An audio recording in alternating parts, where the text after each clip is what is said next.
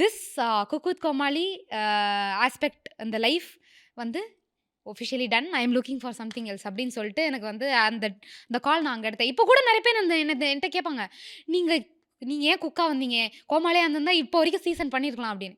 But என் இன்டென்ஷனே அது கிடையாது. மொனோட்டனஸாக போகிறது வந்து என் இன்டென்ஷன் கிடையாது. எனக்கு வந்து டிஃப்ரெண்ட்டாக எனக்கு காட்டணும், எனக்கு டிஃப்ரெண்ட் திங்ஸ் பண்ணணும், வாழ்க்கையில் நிறைய எக்ஸ்பீரியன்ஸ் பண்ணணும். அண்ட் நம்மெல்லாம் இன்னும் யங்காக தானே இருக்கோம்.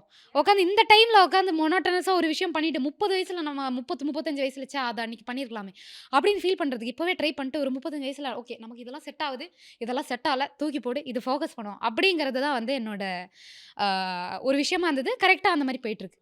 அந்த ஒரு யங்கர் ஏஜ்ல என்ன மாதிரி விஷயங்கள்லாம் நம்ம கோ த்ரூ பண்ணுவோன்றதுக்கு வந்து ஒரு இல்ல கணக்கே அப்போ இல்ல. எனக்கு இல்ல இப்ப பார்த்தா எல்லாரையும் போட்டு ட்ரோல் பண்றாங்க, போட்டு அடிக்கிறாங்க. அது வந்து யாரா இருந்தாலுமே போட்டு ட்ரோல் பண்ணி ஏதாவது ஒன்று பண்ணிடுறாங்களா?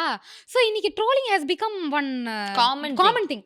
ஆனா 4 இயர்ஸ் பேக்லாம் எனக்கு வந்து கொஞ்சம் நான் என்ன பண்ணிட்டேன் அப்படின்னு இருந்தது. எனக்கு அது கொஞ்சம் கஷ்டமா இருந்தது. உண்மை பேசும் மக்கள் ஊடகம் SS நியூஸ் டிஜிட்டல் 24/7 கனெக்டட்.